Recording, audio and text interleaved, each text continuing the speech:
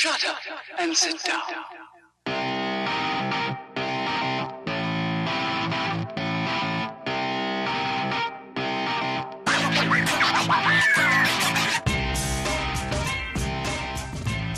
Hi guys, this is Taf and Hylah. and we have someone else in the studio today. Her name is Rowan. Say hi, Rowan. Hi. This is basically the first episode of the Amirite podcast, and I've been told numerous times by Hylah and other people that I should start some kind of review website or podcast or something. So this is the first step towards that. Yay! Hylah has been interested in building a library of online content and videos for her own personal blog. So she started buying the equipment that we're using today so we could start trying our hand at doing a podcast. So definitely movie reviews, trailer reaction videos. I mean, in like entertainment. So we're kind of just going to keep it an open format for the time being. We'll grow with however this podcast kind of evolved until something solidifies. Okay, why don't we start? Let's talk about a few of the bigger topics this week. What's coming up? I mean, Black Panther we can save for our initial reaction. So we will have a good eye on Black Panther next week. Really excited about that movie. It looks the trailers have looked really great since they started coming out. Yeah, the trailers look awesome, and like everyone is in it. Yes, everyone. And not only that, but some of the early reactions that are coming out from different people. It just seems like it's going to be a really good kind of another home run, I guess, if you want to call it that for Marvel. But yeah, I'm excited for Black Panther, and I don't really have a problem either way, but we were talking about the costume. Right, okay. Black Panther costume. So we have let's pull it up. Were we supposed to talk about Black Panther today or not talk about Black We're just talking about what we know so far. Okay. So far. Getting hype. So we have the Civil War costume, and then we have the one that's in the film now. Yes. And okay, I'm a little confused. Was it supposed to be the Civil War costume and then it got changed, or was it always like a new design? The new design of the costume, obviously. I mean, there's one main reason why they're redesigning this costume. Can you guess what that is? Because they thought that costume was bad. Oh. Action figures. Oh, yes. Okay, so the reason why they're redesigning the Black Panther costume is because, yes, now they have to market the toys. Like a new movie. Yeah. Yes. It's a new movie. There's new toys to be made. Absolutely. So, yes, so that's the number one reason why there was a redesign. I know Ryan Meinerding is one of the Marvel designers that does a lot of concept work for Marvel. And a lot of his stuff is really great. There's another artist, is it Andy Park, who is another concept artist, and he does some really great stuff too. So the costume designs in the Marvel movies has been really amazing. Thanks, I think, largely to those two artists. I don't know if there's somebody that's actually designing the costumes and then they're putting these costumes into the concept work. Yeah. Or if they're designing these costumes from the ground up. I believe they are the ones that are conceptualizing these costumes, but I could be wrong on that. But in any case, like, those two guys have been doing Marvel designs for forever, and yeah, they had to come up with a new costume for Black Panther for his own movie. In the introduction to Black Panther in Captain America Civil War, man, I mean, that was... when that movie came out, I'd been a fan of the Black Panther, but I never really read or followed his character too much while I was reading comics. I was aware of him, and he certainly was a cool-looking character. But when he came out in that movie, my jaw hit the floor, man. Like, I mean, they did a really great job introducing him and Spider-Man also into the Marvel Universe. But as soon as Black Panther was introduced, that was just... that made my excitement go up like crazy for the Black Panther movie, which is now about to come out like here next week. I mean, both the suits. I don't think on screen it translates as much when you're like so you have the pictures side by side, and you can totally pick it apart. But I think it looks great, like in the trailers and everything. Yeah, no, I mean it's kind of like okay, let's compare it to an earlier Marvel movie. Okay, Captain America: The First Avenger, right, came out, and the suit that they made for that, I think, still to this day might be my favorite version of the Captain America suit.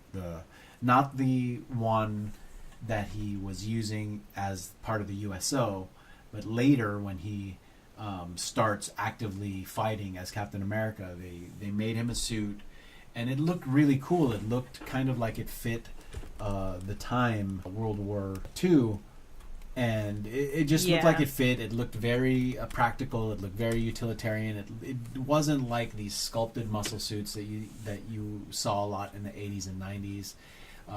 Still maybe some now.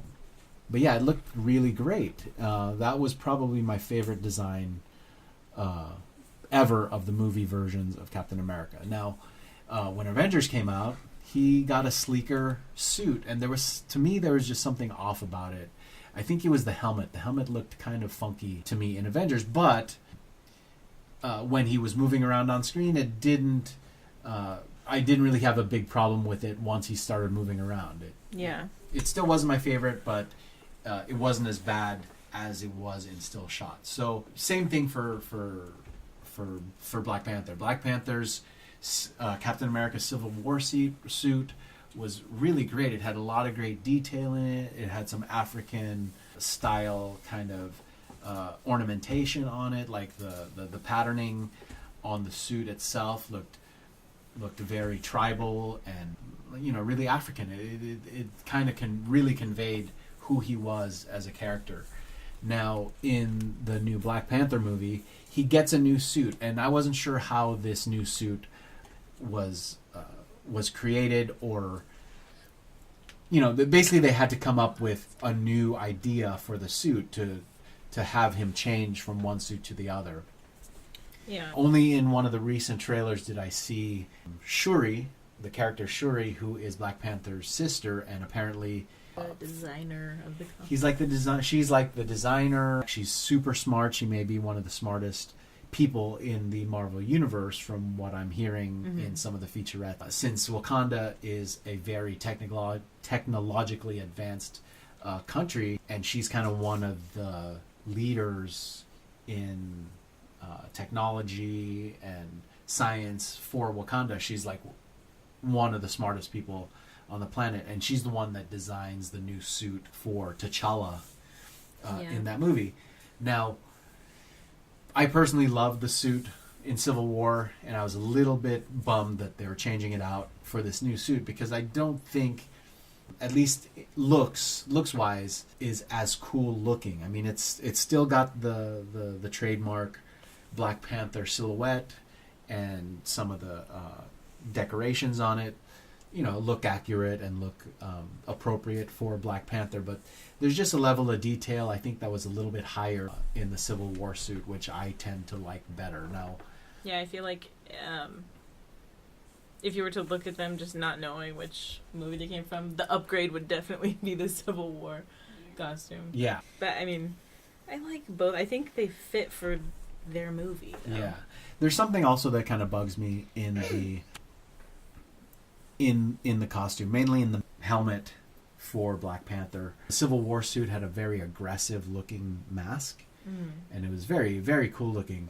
I'm noticing in the new version there is kind of like a snout to it. There's like a little bit of a protrusion in the nose, mouth area, which makes it more feline looking, but I don't think it necessarily needed that. I really loved kind of how sleek and in fact mean the Civil War helmet looked on the character. So I mean, I hope it grows on me. I mean, I don't think that's going to ruin the movie for me. I think it'll I don't think it'll detract from my viewing experience. It's just I prefer the Civil War suit out of the two. The other thing that I've noticed is the eyes too. I don't know if it has the white eye coverings on the mask. I've seen in trailers that there are open eyes in at least some scenes. I can't get a good look on a lot of the scenes, but that kind of bugs me too. I think it looked I think it looks cooler with the eyes hidden. Yeah. But I don't know, maybe the eyes can close, maybe the white lenses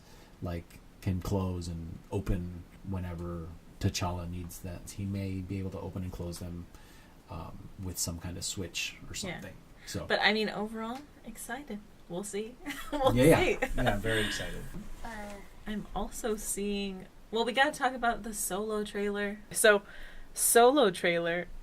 When exactly did the teaser come out? Was it The Monday? Super Bowl. The teaser came Oh, out Super at the Bowl. Super Bowl. Which I did not watch. Yeah, I didn't watch it either. Ah. So Solo trailer, the teaser. I mean, it was a teaser, but the trailer. Trailer. Yeah, I thought looked real good. I'm super excited for Emilia Clarke in it. yeah. The teaser.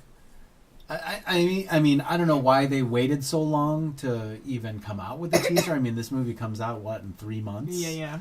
It seems like it's not. I don't know. It seems like they weren't putting a lot into the promotion of this movie. I know there were some production problems, obviously, with the original directors, Lord and Miller. Yeah, Phil Lord and Chris Miller. Lord and Miller, yeah. So they were fired, obviously. I think 3 weeks before they were scheduled to finish principal photography, and then Ron Howard was brought in. I don't know this story. Why were they fired? Okay. Kind of briefly, Lord and Miller were the guys that did the Lego movie, right? And you know the kind of comedy style that they brought to that movie. From what I heard and what I've read online is that their improvisational style was clashing with what Lucasfilm wanted to do with the movie. Mm-hmm. Like the tone was not matching up to what Lucasfilm wanted to do. Yeah, that makes sense. So I think Kathleen Kennedy, who is now the president of Lucasfilm, had a lot of problems with what she was seeing coming out of them, and I don't know why it took them so long to course correct. I would just be speculating if I made assumptions there, but whatever happened, it took until 3 weeks before they were scheduled to be finished filming for them to be fired. Apparently Lawrence Kasdan also was having problems with them because he wanted them to stick to the script that he wrote a little closer, and they just weren't. Yeah. And Had they already done reshoots at that point? no, that was just principal photography from what I understand. Okay. And so now they get fired, and Ron Howard is brought in to save the movie. From what I hear, he reshot the majority of the movie. I think some rumors are saying that he in 3 weeks. Well, no, not in 3 weeks, because they did reshoots, and so they extended some of the shooting time. I don't know actually how much time Ron Howard was on the movie, but from what I understand, they were supposed to have reshoots scheduled for this month, if I'm remembering correctly. This month? Like this movie is almost coming out, Yeah. and they're still doing reshoots. So if you're factoring in post-production and all that stuff, this is going to go right up until release. I mean, yeah. So we got the teaser very close to release. So I would say even last summer would be a good time. I don't know if that's too... What, to get a commercial out? To get a teaser out. Yeah, I mean... At least. Now, I'm trying to remember when we got a teaser for The Last Jedi, but it was at least six months ahead of the movie, at least. Yeah. Now, for this one, we're talking 3 months, but I get it. They wanted to get The Last Jedi in and out of the theater before they started shifting their focus into promoting Solo, but 3 months is kind of tight. Yeah. Why didn't they stick to the December release for this movie? Well, this movie isn't part of the episodes, the main story of Star Wars. So those are the ones that used to traditionally be released in May, right?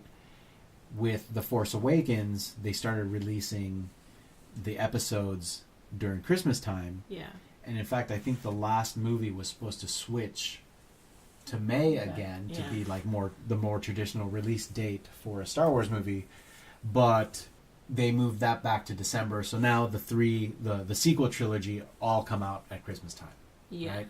Mm. So they still have a summer slot open, so they're putting their anthology movies or Yeah. the Star Wars story movies into the summer slot that used to be occupied by the main episodes. And what's the next like anthology? The next anthology, Because isn't there supposed to be one after? Yeah, Nine? I mean, obviously Rogue One was the first one. Yeah. Solo is the second one, and from what I understand, the one that's getting the most, I think, is Kenobi. I mean, that's the one I've been reading about as being kind of the next in line. Now, who knows? They could shuffle that depending on directors, writers, actors, schedules, and stuff. But from what I'm understanding and what I'm reading, it's Kenobi might be the one with the most traction to go next. Okay. Yes, Rowan. Also, who is this Ron Howard guy? The Andy Griffith Show. He's a little kid. Ah, yes. Sorry, I forgot. He got brought in to salvage what he could out of Solo. And at least or something. At least from what I see in the trailer, I don't know. I mean, my initial reaction when the trailer came out, it wasn't necessarily because it was a Star Wars thing that I was excited. But so when I saw the teaser and the more extended trailer, I'm genuinely excited for this movie. They may be using the best clips, which they always do, obviously for trailers. So I'm hoping that they were able to do something good with it. It looks like it'll be a fun movie, but I guess we'll have to see it in the theater to confirm anything. But and see if it actually covers a lot of important information we need, like the Jabba the Hutt and like his whole relationship there that we don't see. Yeah, I mean, some of the things that have been confirmed is I think the Kessel Run will be in there, which is kind of a big part of Han Solo's mythology. How he meets Chewie. I'm interested to see if they are going to be using what was established in the Legends canon, which has now been, I don't know what you want to call it, deprioritized. All right. Deprioritized as far as official canon goes. So is the story that most people already kind of know about, how they met, is that going to stay intact, or are they going to be doing a new story for them? Yeah. Chewie and Han. Obviously, we're going to see Lando and perhaps how they met and their first meeting, and how Han Solo wins the Millennium Falcon from Lando. Do you think they're prepared enough to release another trailer before the release? What's probably going to happen is we'll start to get, it's so close to release that I don't know if another trailer will be made. Maybe, but at least what we'll get are a lot of little TV spots, like focusing on different characters in the movie. I'm sure that will happen. I don't know if we'll get another long trailer. The Deadpool 2 trailer has come out, but before we talk about that, did you know the Venom trailer was coming out tomorrow? I didn't know, but I see this here. I had no idea the Venom trailer was coming out. Do you have any? Are you really interested in it? To be honest. Being honest, I have to say that. I'll go see it. I like Tom Hardy. Yeah. The actor. So I'll probably go see it just to see how he does in the movie. But I am not particularly interested in this version of Venom. I have a little bit of a problem with Venom. Not necessarily a problem with Venom as the character, because he kind of like Deadpool. He kind of came along and got popular a little bit after I kind of stopped reading comics regularly, so I don't know a lot of Venom. I mean, I was reading Secret Wars when the suit came out, and I read the first part of how Venom came to be, but when he became like really popular, I was kind of already maybe not stopped reading comics, but I had moved away from Spider-Man comics, so I really wasn't following Venom too much. Yeah, I don't really know enough about. I mean, I'm gonna see it, but I don't really know enough about the character to feel either way. The other thing about Venom, the main problem that I do have with Venom is essentially Sony was kind of trying to force feed Venom into the Spider-Man franchise when Sam Raimi was directing, and that's why I believe that's one of the reasons why he left the franchise. Now, I also think that the character's inclusion in Spider-Man 3 was a big factor in why that movie didn't do very well. It was studio interference, from what I gather, forcing Sam Raimi to use this character where Sam Raimi was not really interested. I think he was more of a classic Spider-Man guy, so he wanted to get into the classic villains and do their stories. And so Sony, I think, forced his hand and made him put Venom in the movie, and I think the movie suffered for it. I think both villains ended up getting badly developed for that movie, and then the movie got too bloated, and we all know that the Raimi Maguire version of Spider-Man ended with Spider-Man 3, and I think it was mainly because of the disagreement over Venom. Huh. So, well, I mean, trailer comes out tomorrow.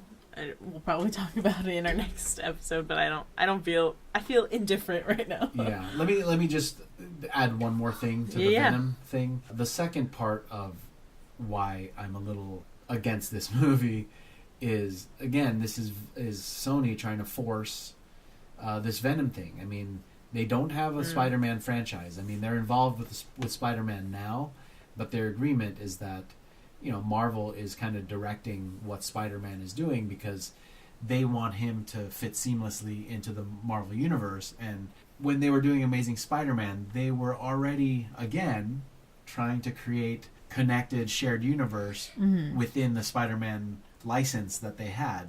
Yeah. Again, like a lot of these companies, they were trying to work on the shared universe before making a successful movie, and then so that ended up failing for them. Yeah, they made there were parts of Amazing Spider-Man which I liked. There was a lot of parts that I did not like, and when they tried to force this Sinister Six, because they were like talking about that, trying to make that movie next, there were so many things in the movie trying to set up Sinister Six that the main story of the movie suffered for it. And again, it was Sony not really respecting the characters enough to let the characters speak for themselves, trying to force this franchise because they saw dollar signs, and that ended up hurting the movie. And that's why Sony came to Marvel to help for their help to get Spider-Man back on track. And Spider-Man Homecoming, I thought, was really well done. It was a good reboot of the character, and now we get to see Spider-Man with the rest of the Marvel characters, which is where he belongs. Yeah. But now, getting back to the problem I have with Venom, is like, here's Venom now coming, and what's the connective tissue? Yeah. With Spider-Man? Because for any comic book I guess I don't know if it's in this character. There's no relationship already established. I mean, the origin of Venom has 100% to do with Spider-Man. Yeah. Right? In the comics, at least. The way things are working out with the license, I don't think they can make that connection with Spider-Man. Because if they do, that would kind of also dictate stuff that Marvel would have to do within the Spider-Man franchise that they're trying to build with Homecoming and the sequel. And I don't think Marvel will be too keen on having to incorporate the continuity that'll be established in the Venom movie, if in fact it is directly connected to Spider-Man. So I hear rumors that Tom Holland makes an appearance as Peter Parker in the movie, but I don't know how close of a connection now there is between Venom and Spider-Man in the movie. Last thing, Tobey Maguire is the only real Spider-Man. I mean, I like Homecoming, but I just gotta say, just childhood memes. Yeah, no, I hear you. It's a little. I think all three of those movies, even though I still watch them every now and then, I think they're a bit dated, and the characterization of Tobey Maguire as Spider-Man is That ugly cry, man. That ugly cry. I didn't notice who Venom was at first, and once I saw the poster, I was like, "Oh, the eyes of Venom." Yeah. Mm-hmm. Yeah, I remember. Do you want to maybe pause it here and we can watch the Deadpool trailer and then we will give our initial Get back into. reactions? Sure. And we're back. Back to our show. So, we just watched the trailer for Deadpool 2. What are the reactions for this trailer? I mean, this is a...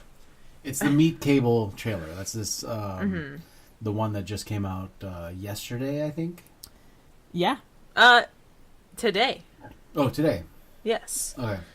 We got a cheap shot at the mustache, little green screen. I don't even know. Effects on Well, Henry yeah, Cavill. I mean, he gets a dig in on the CGI mustache, which is, it's Deadpool, so he's going to be making those kinds of comments. Yeah. It fits in with what has already been done And they shot with that character. They shot both of these in Vancouver, and I feel like just because we've been, it's like they use Vancouver, the backdrop, as like, oh, it's just a like generic like city, but it just has, you can totally tell now. Yeah, we visited Vancouver a couple times, so we're familiar, and I knew it was filmed there, but it's weird. It's so like funny. now when we see movies or shows that are filmed in Vancouver, and then you see all the stuff that Like we see, pretty, often when we go there. So Yeah. I mean, Right. it's just like, Good job. I mean, it's just Deadpool, like more of Deadpool, right? We have, who's the actor who plays the? Cable, Yeah. it's Josh Brolin. Mm-hmm. I mean, he looks good. It looks like he's going to get a lot of good action. Yeah. There are some good action.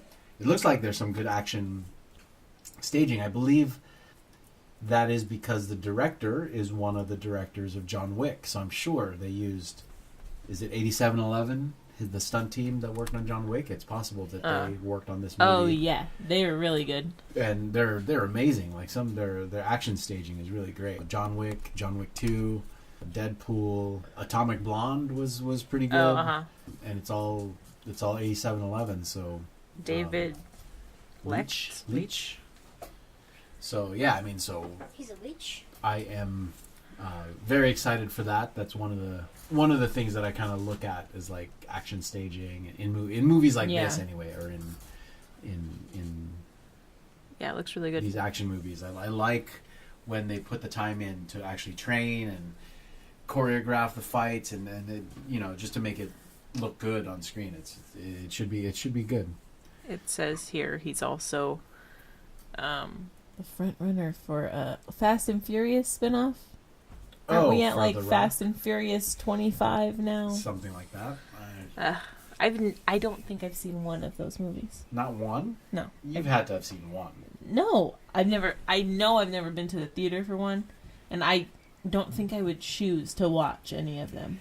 Yeah, come to think of it, I don't think I've seen one in the theater either. I may have seen the first one in the theater. I might have gone to see the first one in the theater, but after that, I think it was all rentals. I've never. Yeah, I don't think I've seen it. I mean, I've had some fun in some of the movies, but I don't think I'm not a huge Fast and the Furious guy. Yeah, but I mean, Deadpool. I mean, it looked great. Okay, so yeah, the Deadpool trailer has, the signature Deadpool stuff. The Cable, introduction of Cable looks great. I mean, his character design looks really cool. We'll have to see how it turns out. I mean, with David Leitch as director, is that going to be, more action than the other one? But it seems like, it's going to be that same level of comedy that they had in the previous one, obviously, to keep that continuity going with breaking the fourth wall, kind of the lowbrow Deadpool humor and stuff like that, and swearing and all that good stuff. But it looks like the action is going to look really cool in this. Yeah. So I'm kind of excited. I actually, again, with Venom and Deadpool, they came along and got popular after I stopped reading comics regularly. So the popularity of Deadpool is a little lost on me. I have friends that love Deadpool. So when the first movie came out, I was just kind of like, oh, maybe I'll go see it or whatever. And then It was funny. And Really I thought it was hilarious. I mean, super raunchy, obviously, but but I thought it was hilarious. So yeah, I'm excited. What else do we got? There's nothing else. Covered a lot of Black Panther, though. Yeah, I mean, I think we'll save. We went, I think, a little more with Black Panther than I was anticipating for this one. So we'll save the more Black Panther talk for after we go see it in the theater. I mean, I do want to talk about Oscar nominations and all those kind of movies, but I think that's totally separate. So Yeah, that's going to be a completely different conversation, I think. So let's save that for another time. But, yeah. I mean, obviously, we're kind of winging it for this one, but we'll we covered so much. We'll try to be a little more structured going forward. I just want to get our feet wet in this whole thing.